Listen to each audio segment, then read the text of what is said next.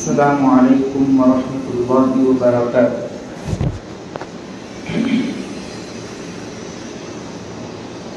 الحمد للہ رب العالمین والصلاة والسلام علی سید الانبیاء والمرسلین وعلی آلہ واصحابہ اجمعین، اما بعد، قال اللہ تبارک و تعالی فی کلامہ المجید والفرقان الحمید، اعوذ باللہ من الشیطان الرجیم، بسم اللہ الرحمن الرحیم، ولا تحسبن اللہ غافلا عما يعمل الظالمون انما يؤخرهم ليوم تشخص فيه الابصار، صدق اللہ العظیم۔ وقال النبی صلی اللہ علیہ وسلم، اتقوا دعوة المظلوم وإن كان كافرا فإنه ليس بينها وبين الله حجاب، او كما قال علیہ الصلاة والسلام۔ حضرات سامعین، معزز بزرگوں اور دوستو،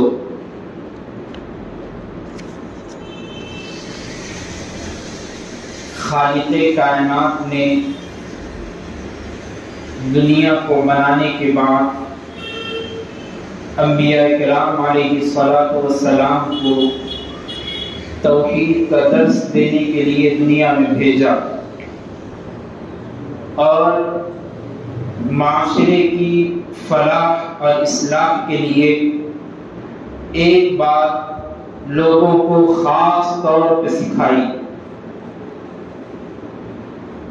ایسی بات کہ جس سے اللہ بھی ناراض ہو جاتے ہیں اور نبی بھی ناراض ہو جاتے ہیں، وہ ہے ظلم۔ ظلم کی تعریف تو آپ یہ سمجھ لیں کہ کسی کے اوپر جبرن یا طاقت کے بلبوتے پر یا کسی کو ڈرا کر دھمکا کر مارنا، یا اس سے زمینی حصے کو لینا یا پراپرٹی کو اپنے انڈر میں لے لینا، چاہے کسی بھی طریقے سے ہو، مجبور کر کے اگر لے لیا جائے تو وہ ظلم کہلاتا ہے۔ اور اللہ تبارک و تعالیٰ نے قرآن مجید میں شرک کے بعد اگر کسی کے بارے میں سب سے زیادہ عذاب کی تنبیہ کی ہے تو وہ ظلم ہے۔ ظلم اللہ کو نہیں پسند۔ حدیث قدسی میں آتا ہے کہ اللہ کے رسول صلی اللہ علیہ وسلم نے فرمایا، ظلم تین قسم کا ہوتا ہے۔ ایک ظلم تو یہ ہے کہ اللہ کے ساتھ ظلم کرے، دوسرا یہ ہے کہ اپنے نفس کے ساتھ ظلم کرے، تیسرا یہ ہے کہ مخلوق کے ساتھ ظلم کرے۔ اللہ کے ساتھ ظلم کرنے کا مطلب یہ ہے کہ اللہ کے ساتھ کسی اور کو کھڑا کر دینا، جس کو شرک بھی کہا جاتا ہے، یہ بھی اللہ کے ساتھ ظلم ہے۔ کیسا ظلم ہے؟ معلوم ہے سب کو کہ اللہ ہی ساری کائنات کو بنانے والے ہیں، اللہ ہی ساری چیزوں کو سنبھالنے والے ہیں، اللہ ہی ہے سب کچھ پیدا کرنے والے، پھر بھی اپنا یہ عقیدہ بنا لینا کہ آپ کے علاوہ کوئی اور بھی کر سکتے، جس کو عام لفظوں میں شرک کہا جاتا، یہ اللہ کے ساتھ ظلم ہے۔ دوسری قسم جو میں نے سمجھائی، اپنے نفس کے ساتھ ظلم کرنا۔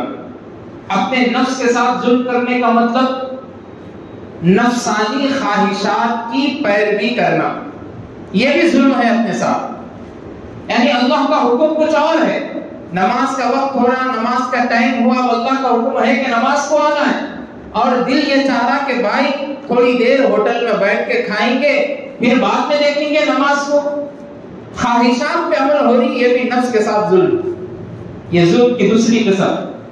ظلم کی تیسری قسم جو حدیث قدسی میں اللہ کے رسول صلی اللہ علیہ وسلم نے بتائی، اور بہت سارے احادیث میں اس بات کی روایت بھی منقول ہے، لوگوں کے ساتھ ظلم کرنا، تیسری قسم۔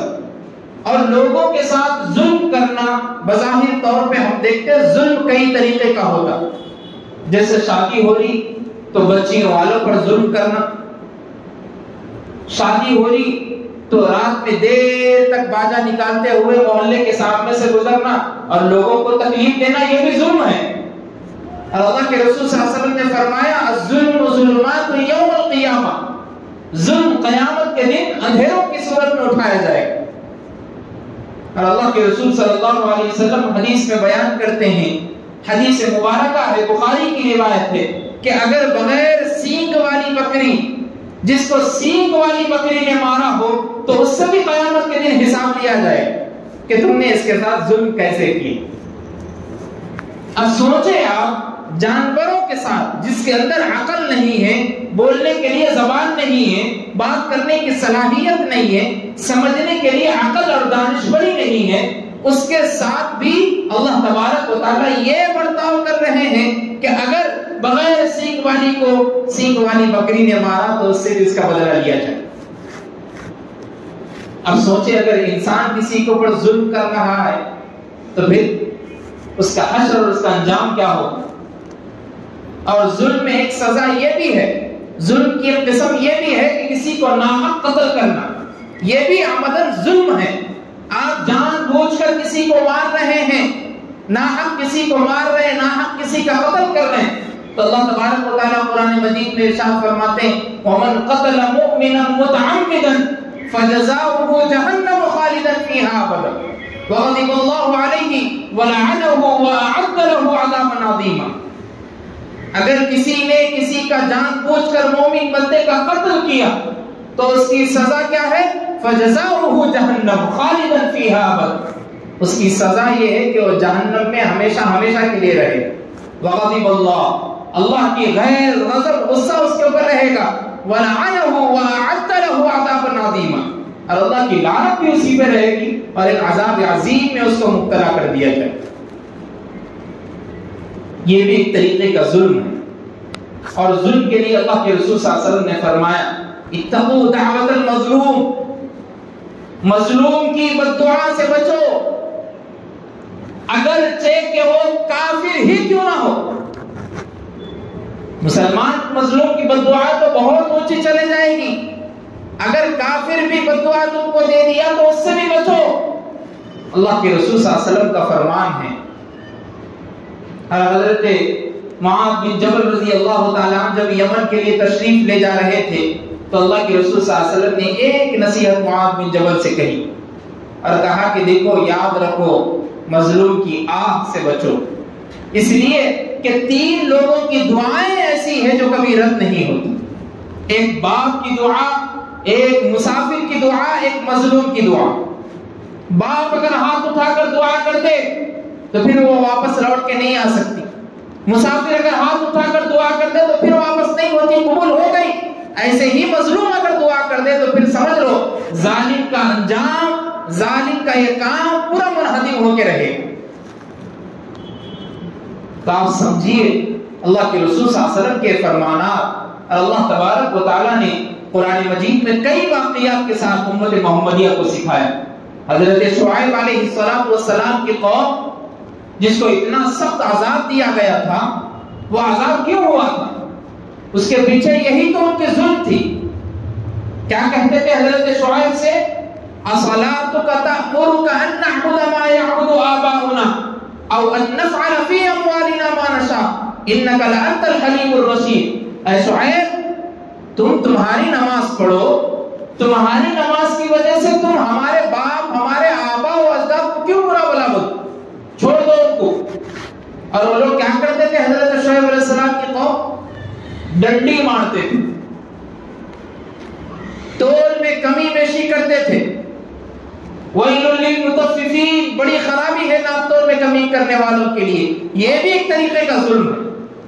سامنے والا مجبور ہو کر کہاں سے پیسے کما کر لاتا ہے اور بیچنے والا تھوڑا بہت اس میں سے ڈنڈی مار لیا اور بیچ دیا اور سمجھ کے یہ بیٹھا کہ اس میں سے میں 10 روپے اور ایکسٹرا کما لیا، 1000 روپے اور بڑھ کے کما لیا۔ تم نے ظلم کیا ہے دوسرے شخص پر جو آپ کے سامنے آ کر خریدی کرنے کے لیے بیٹھا۔ یہ بھی ایک طریقے کا ظلم۔ حضرت شعیب علیہ السلام کے قوم کو تباہ کرنے کے پیچھے یہی تھا، وہ لوگ کمی بیشی کرتے تھے، ڈنڈی مارا کرتے تھے۔ اور جب علماء یہاں پر بیٹھ کے کسی کو بولتے ہیں تو لوگ یہ بولتے ہیں کہ مولوی صاحب کیا باتیں کرتے آپ، یہی کمی بیشی ناپ تول میں یہ سب باتوں میں دیکھو لگے ہوئے آپ یہ باتیں چھوڑ کے نماز کی فضیلت سناؤ، درود کی فضیلت سناؤ، یہ ساری چیزیں یہ بیان کرو، آپ یہ مت بیان کرو، یہ تو چھوٹی موٹی چیزیں چلتے رہتا۔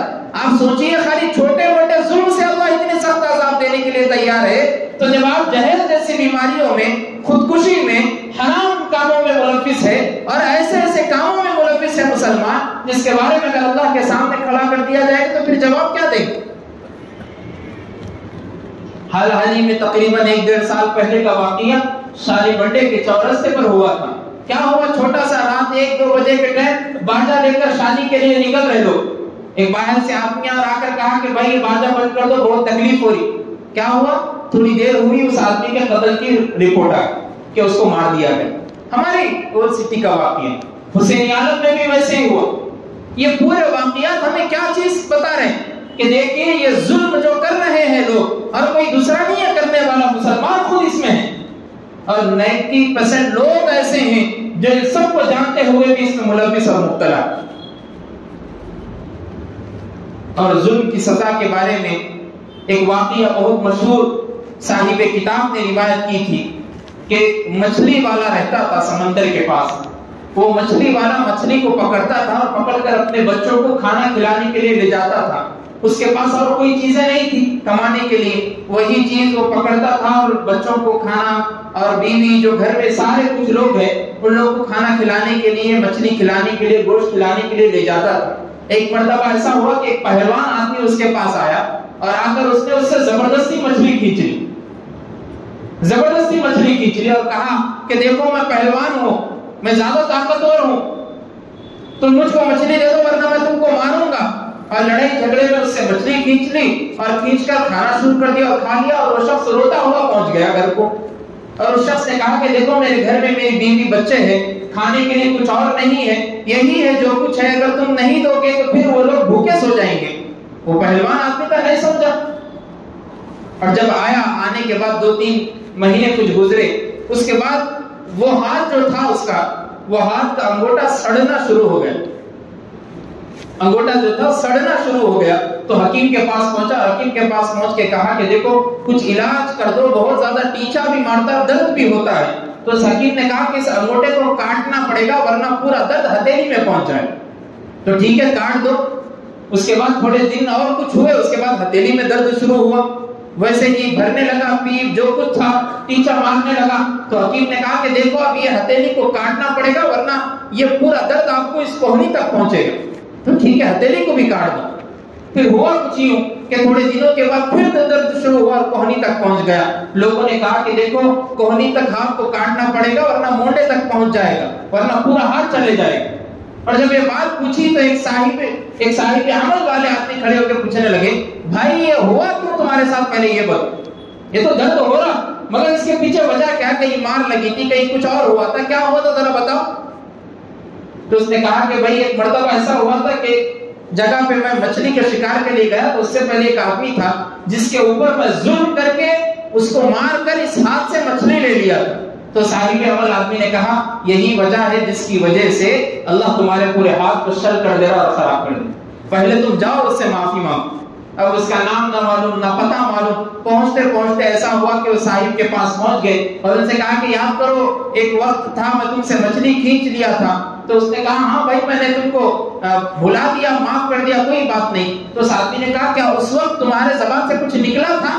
تو اس آدمی نے کہا ہاں نکلا تھا، وہ یہ تھا کہ اللہ اس کے پاس زیادہ طاقت ہونے کی وجہ سے یہ شخص مجھ پر ظلم کر کے میرے ہاتھ سے مچھلی کھینچ رہا ہے، اللہ اس کے ہاتھ کو ہی آپ ختم کر دو۔ ظلم کی ایک شکل، اور مظلوم کی آہ جب نکلتی ہے اس کے درد سے، اس کے دل سے، اس کی زبان سے، تو دیکھیے پھر ظالم کے ساتھ کیسا انجام ہوتا ہے۔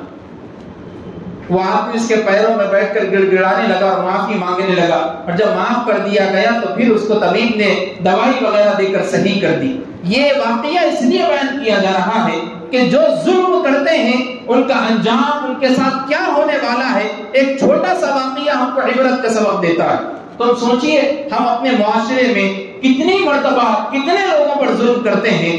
بھائی بھائی پر ظلم کر رہا ہے, بھائی بہنوں پر ظلم کر رہا ہے, پراپرٹی میں ہو, زمین کے حصے میں ہو, ایک ایک انچ کے لیے, ایک ایک ٹکڑے کے لیے اپنے آپ کو اپنے ماں سے, بیٹوں سے, بھائیوں سے دور ہو رہے ہیں. اللہ اکبر. ایک اگر کسی نے ناحق کسی کے زمین کا ایک ٹکڑا بھی لیا ایک بارش کا, تو اللہ فرماتے ہیں 7 زمینوں کے برابر توق پہنا کر اس کے گلے میں ڈال دیا جائے. قیامت کا یہ عالم ہوگا, میدان محشر میں جواب دینا ہوگا. کسی نے کسی پر ظلم کیا اور ظلم کر کے سمجھتا یہ ہے کہ وہ بچ گیا, جان لیجیے بچنے والا نہیں ہے, اللہ کے پاس کھڑے ہو کے جواب دینا ہے. یہی معصوم بچے فلسطین کے آج بھی دعائیں کر رہے ہیں. کب تک ان کے اوپر ظلم ہوگا؟ مظلوموں کی پکار آ کے رہے گی, اور ظالم جو بیٹھ کر اسرائیل ان لوگوں پر بمباری کر رہا ہے, اللہ ایک مرتبہ تو دیکھے گا. اور جب وہ واقعہ بھی ہمارے سامنے آئے گا تو ہم دیکھیں گے کہ ظالم کے ساتھ کیسا عبرتناک انجام ہو. ہمارے پاس رواج ایسے بہت زیادہ ایسے رواج ہے جس میں ہم نکاح کرتے ہیں تو نکاح تو سادگی کے ساتھ ہو رہا ہے. بہت سارے ایسے ہمارے پاس ہم بنا لیے کہ جب تک ان لوگوں کو کپڑے نہیں دلائیں گے تو نکاح نہیں ہوگا. ایک مولوی صاحب بیان کر رہے تھے, ہمارے مشہور استاد محترم ہے مولانا احمد عبید الرحمان اطہر ندوی دعوت برکاتہم, ایک بیان میں بیان کر رہے تھے کہ ایک مولوی صاحب تھے جو مولوی صاحب گاؤں میں رہا کرتے تھے. انہوں نے گاؤں میں شادی کی اور شادی کی, سادی سیدھی شادی کی. جب مولانا کے سامنے آئے تو بولے کہ مولوی صاحب 4 لاکھ کا قرض ہوا میرے اوپر شادی کرنے کی وجہ سے. تو مولوی صاحب بولے کہ بھائی تم نے تو گاؤں میں شادی کی تھی اور سادہ شادی کی اور اس کے بعد بھی 4 لاکھ کا قرض ہوا, وجہ کیا ہے؟ تو مولوی صاحب نے کہا کہ ہمارے گاؤں کا رواج ہے کہ جب تک پورے گاؤں کو کپڑے نہیں پہنائے جاتے شادی نہیں ہوتی. یہ بھی ایک ظلم ہے دولہے پر, یہ بھی ایک ظلم ہے شادی کرنے والے, نکاح کرنے والے مرد پر. یہ تو ایک مرد کی میں مظلومیت کا واقعہ بتا رہا ہوں. پھر سوچیے آپ بچیوں والے پر کتنا ظلم کیا جا رہا ہوگا.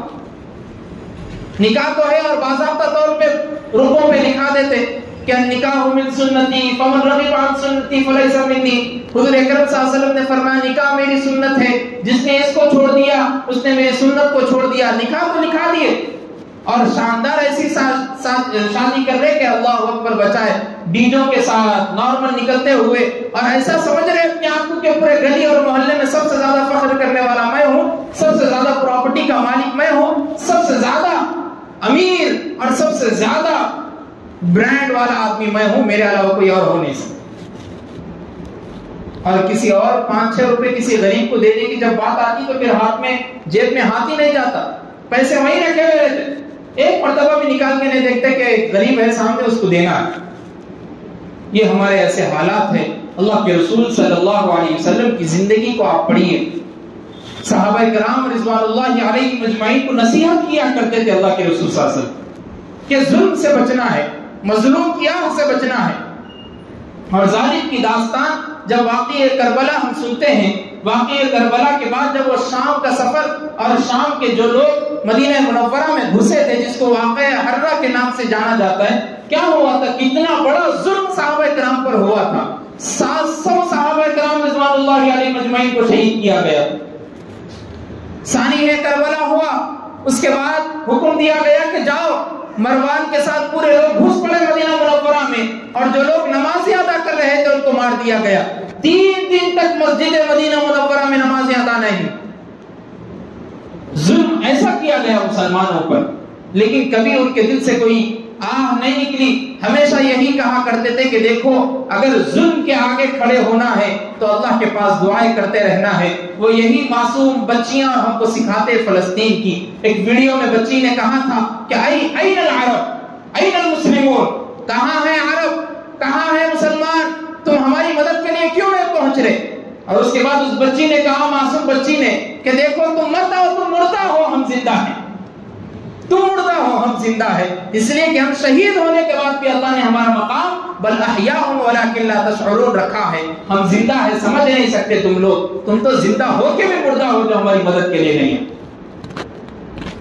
آپ بتائیے اتنی مسلمان ہیں, اتنی زیادہ تعداد ہے مسلمانوں کی, پھر بھی کیوں ہم آگے نہیں ہیں. کہ یہودی رائٹر جو بعد میں مسلمان بن گئے تھے, انہوں نے عربی میں خط لکھا اور خط میں لکھا کہ مسلمان یہودیوں سے تعداد میں بہت زیادہ ہے لیکن ان کی سوچ بہت کم ہے یہودیوں کے نزدیک۔ انہوں نے لکھا کہ یہودی جو چیز اب سوچ رہا ہے مسلمان کی تیسری نسل جب پیدا ہوگی تو وہ سوچی، اور یہودی اب بیٹھ کے وہ چیز سوچ رہا ہے۔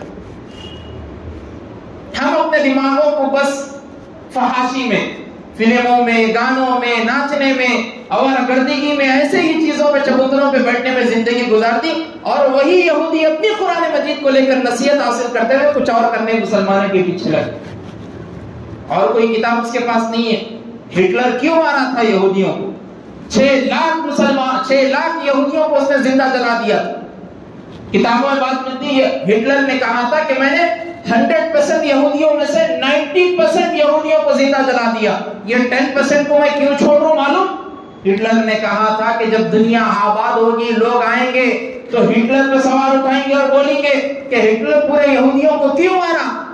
تو وہ یہ 10% لوگوں کو دیکھ کے بولیں گے کہ ہٹلر نے صحیح کہا تھا اس لیے مارا، اس لیے میں 10% کو چھوڑ دے، اور وہ یہی 10%۔ اور ہٹلر کہا کرتا تھا جب میں کسی چیز کے پیچھے لگتا ہوں، کسی راز کو جاننے کے لیے لگتا ہوں تو اس کی راز کی انتہا کو پہنچتا ہوں تو یقین رکھیے اس کے پیچھے بھی ایک یہودی ہوتا ہے۔ ایک مرتبہ ہٹلر اپنا واقعہ بیان کر رہا کہ ایک مرتبہ ایسا ہوا کہ میرا خادم، میرا نوکر، میرا وزیر کسی اور کام میں ملوث ہو گیا تھا جو میرے نزدیک وہ صحیح نہیں تھا، تو میں اس کو جاننے کے لیے اس کی تہہ میں گھس گیا، اور جب جاننے لگا تو مجھ کو کیا دکھا؟ ایک یہودی اپنے گھر میں بیٹھ کر پوری دماغ کے ساتھ وہ دماغ یوز کر رہا اور اس کے ہاتھ پیر چلا۔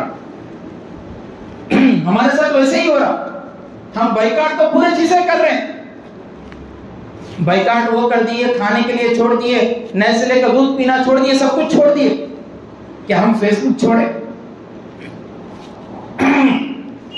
کیا ہم انسٹاگرام چھوڑ دیے؟ کیا ہم ناچنے والوں کے ناچنے اور گانے پہ ان پہ عمل کرنا چھوڑ دیے؟ کیا ہم فلم دیکھنا چھوڑ دیے؟ یہ ساری فلم بینی بنانے والے صہیونی طاقتیں ہیں، یہودیت کی قسم ہے جو ہم کو بتا رہی ہے، اور ہمارے پورے ڈانسر اس پہ ناچ رہے اور مسلمان اس کو آبادی اور اپنے آپ کو شیئر کرتے ہوئے دیکھ رہے ہیں اور دوسروں کو بھی دکھا رہے ہیں۔ کیا ہم چھوڑ دیے ایسی چیزوں کو؟ بتائیے آپ، نہیں چھوڑے۔ اور کیا بتا رہے ہیں؟ مصعب پورے چیزوں کو بائیکاٹ کر دیے، ہم پورے چیزوں کو ہم بائیکاٹ کر دیے۔ ظلم ہے یہ بھی ایک فلسطینی معصوم بچوں پر، یہ بھی ایک طریقے کا ظلم ہے، آپ یاد رکھیے، اللہ اس کے بھی بارے میں ہم سے پوچھیں گے۔ کئی احادیث میں اللہ کے رسول صلی اللہ علیہ وسلم نے فرمایا، اللہ کے رسول صلی اللہ علیہ وسلم فرماتے ہیں، حضرت برا بن عازب رضی اللہ عنہ روایت کرتے ہیں کہ حضور صلی اللہ علیہ وسلم نے ہم کو 7 باتوں کا حکم دیا اور 7 باتوں سے منع فرمایا۔ کیا فرمایا؟ جن باتوں کا حکم دیا ان کو بیان کیا، کیا کیا حکم دیا، کیا کیا کرنا ہے ان کو بیان کرے اللہ کے رسول صلی اللہ علیہ وسلم۔ بخاری شریف کی روایت ہے جلد نمبر 1 کی، اللہ کے رسول صلی اللہ علیہ وسلم فرماتے ہیں سب سے پہلی چیز بیمار کی پرسی کرنا۔ اگر کوئی بیمار ہے تو اس سے جا کے پوچھنا کہ بھائی تمہاری طبیعت کیسی ہے، ٹھیک ہے نا، کوئی اور چیز کی ضرورت ہے تو بتائیے، میں آپ کا مسلمان بھائی ہوں۔ المسلم اخو المسلم، اگر مسلمان تو وہ ہے کہ اگر کسی دوسرے مسلمان کو تکلیف ہوتی ہے تو جہاں اس مسلمان کو تکلیف ہوتی ہے اس بھائی، وہ مسلمان بھائی کو بھی اس جگہ پر تکلیف ہو، یہ مسلمان کا حق ہے۔ دوسری چیز اللہ کے رسول صلی اللہ علیہ وسلم نے فرمائی جنازوں کے ساتھ جانا، کہیں بھی جنازہ دکھا تو اس کے ساتھ شریک ہو جاؤ، یہ بھی تمہارے اوپر حق ہے مسلمان بھائی کا۔ اس کے بعد بتایا کہ چھینک کا جواب دینا، اگر کوئی بازو والا چھینکا تو آپ کے اوپر یہ مسلمان کا حق ہے کہ اس کا جواب دے۔ اس کے بعد کہا کہ سلام کا بھی جواب دینا، مجلس میں کوئی شخص آیا تو یہ نہ سمجھنا کہ ان کا دوست ہے ان کو سلام کرا، میرے کو سلام نہیں کرا۔ السلام علیکم بولنے کا مطلب ہے کہ تم پر سلامتی اور پورے لوگوں پر ہو، تو آپ کا بھی فرض بنتا کہ وعلیکم السلام کا جواب دو۔ اس کے بعد اللہ کے رسول صلی اللہ علیہ وسلم نے کہا کہ مظلوم کی مدد کرنا، یہی چیز سکھانے کے لیے حدیث کو نقل کیا ہے، مظلوم کی مدد کرنا۔ کہیں پر بھی آپ کو دیکھے غریب اور دکھ رہا، آپ کو سمجھ میں آ رہا کہ بھئی یہ مظلوم ہے، اس کی مدد کرنا ضروری ہے، چاہے چند روپیوں کے لیے کیوں نہ ہو۔ ظالم کی بھی مدد کرنا، مظلوم کی بھی مدد کرنا۔ اب آپ لوگ پریشان ہو رہے ہیں کہ مصعب ظالم کی کیسی مدد کرنا؟ ظالم جو شخص کسی پر ظلم کر رہا تھا اس کو پکڑ کے بولنا کہ بھائی آپ اس پہ ظلم کر رہے، یہ اگر ایک دل کی آہ سے سزا نکلی اس کی تو تم خاک میں مل جائیں گے، اس کو یہ بتانا یہ بھی ظالم کی مدد کرنا ہے، مظلوم کی تو مدد کرنا ہی ہے۔ اس کے بعد اللہ کے رسول صلی اللہ علیہ وسلم نے بتایا کہ دعوت کو قبول کرنا، اگرچہ کوئی چھوٹی ہی دعوت کیوں نہ ہو، اور قسم دینے والے کی قسم کو پوری بھی کرنا، کوئی قسم کھا لیے تو اس کی بھی قسم کو پوری کرنا۔ اصل میں بتانے کا مطلب یہ ہے کہ اللہ کے رسول صلی اللہ علیہ وسلم نے ایک اور حدیث میں بتایا، حضرت ابو ہریرہ منقول کرتے ہیں کہ جب قیامت آئے گی اور کوئی ظالم ہوگا تو ظالم کو پہچاننے کے لیے وہ اندھیرے میں ہوگا، تو پہچان لیا جائے گا کہ تم نے کسی معصوم پر ظلم کر کے دنیا میں آئے ہو، اس لیے تم کو اللہ تبارک و تعالیٰ یہاں پر اندھیرے میں رکھے۔